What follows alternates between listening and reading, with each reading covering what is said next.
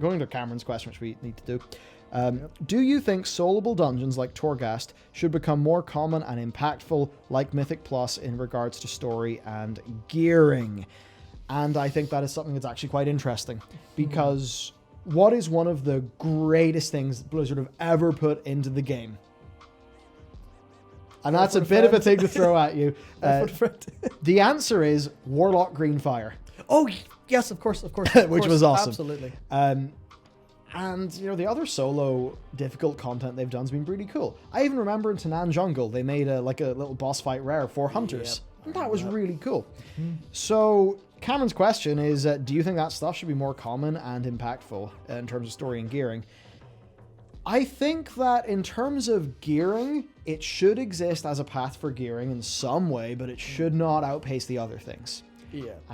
I think that raiding will give you, if you can just go in, do a raid, and everyone's really good, that I do believe should give you the most gear for the amount of time that you spend, because of the difficulty of the content and also the organizational effort of getting your 10 to 25 people or 20 to 30 people there.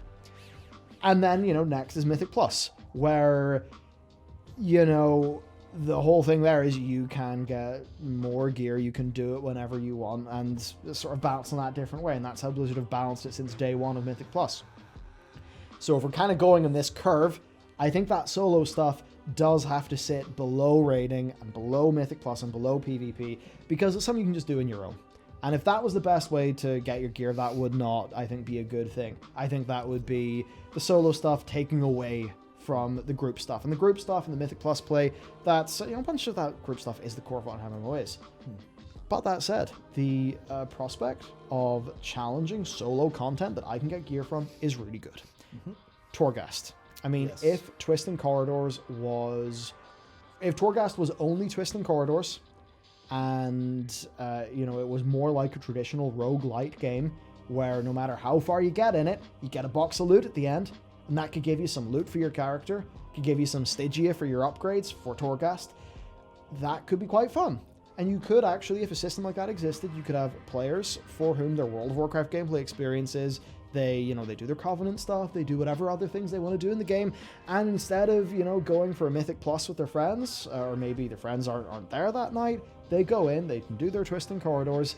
Every single run gives them Stygia or whatever that they can use to upgrade their character in Torghast. It can then give them some gear, and they will slowly get better and better and better. Will it be something that Mythic Plus players and Raiders will want to do, and PvP players? No, absolutely not. But would that be a really exciting form of gameplay? I mean, to go to me as an example, which is that sort of thing, I'm obviously going to be biased because it would slot into... It would basically, this combined with old school reputations would fix so much of why I stopped playing the game in BFA. Where, you know, if I could do something like that version of Torghast I just talked about, and then I would also have some, you know, sort of old school fun style reps to do that were different and varied, that would mean that whenever I cannot play with a group of people, I would feel like I still have reasons to log into World of Warcraft and play it. And the reasons why I dropped my... Well, I didn't drop my sub because I'm on the 6-month one. And, you know, even if I'm not actively playing a lot of World of Warcraft, I still have... You know, they're still logging in and doing things, obviously. Which, you know, it's one of those things where there absolutely have been times where if the channel didn't exist, it's like... I would still be following World of Warcraft and lore, but I wouldn't have a reason to log in, so the personal financial decision would be to drop the sub. But, you know, for me, even in those times, like, I would have to log into World of Warcraft so frequently to do stuff that actually, you know, would be fun in the context of, you know, just doing things and stuff with work, but wouldn't exactly be what I want to do. And a lot of that was because the only way to play World of Warcraft during those bits of BFA that I could see that would be fun is M+. And, you know, it's M+, and it's raiding. And if I didn't have a group of people to play with, I couldn't do those things. Whereas if, going to Cameron's question, if there was stuff like soloable, you know, sort of some sort of solo dungeon, things like Torghast, yeah, totally I could do that. And do you know what's really funny? There are solo dungeons in the game. They're called scenarios. Oh, I don't mean Mists of Pandaria. No, I do not mean MOP scenarios. But those times where Blizzard pulls you through a loading screen to do a bit of a storyline.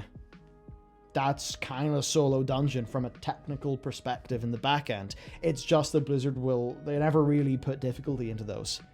Now, if you're telling me that the Night Fae campaign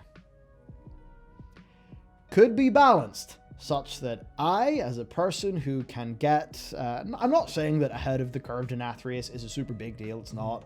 Just about anybody who's consistently playing the game is going to be able to do that. But it does at least show that, you know, there's that level of mechanical competence that, like, you get World of Warcraft, you can do it. So if me as a player of around that skill level would be able to play my Night Fae Covenant campaign in a way where it would actually challenge me, and I'd feel accomplished for beating it and defeating those bosses, and I get some cool shit at the end, wow, that content is suddenly interesting to me. Like, one of the main reasons why the Night Fae campaign kind of sucked to me is because I was never expressing myself through gameplay. You know, if those bosses, like, you know, the boss near around Aralon and stuff, if that was a boss fight that I went and did and was a boss fight, a solo boss fight that felt like a boss in a game, I'd be there and I'd be enjoying that more. And you could probably put a reward system around that. And then, you know, you could probably think about all of the other similar styles of content in the game in the past. You could probably put those into some sort of system where they could be scaled to always be relevant. And then that solo challenge could always exist. And I think Final Fantasy XIV does that. Yeah, so that's where I was going to interject. You're talking, solo fights. Wouldn't it be really cool if a solo fight felt like a boss fight? And it's not always in terms of difficulty, because most of playing catch-up through FF14's main story has been, you know, you go buy crafted gear, you're in end game of that expansion for the entire expansion sort of story content, so you are wrecking it. But it's just, yeah, a boss fight feels like a boss fight, because it's this, they just go, okay, this boss has a ton of mechanics.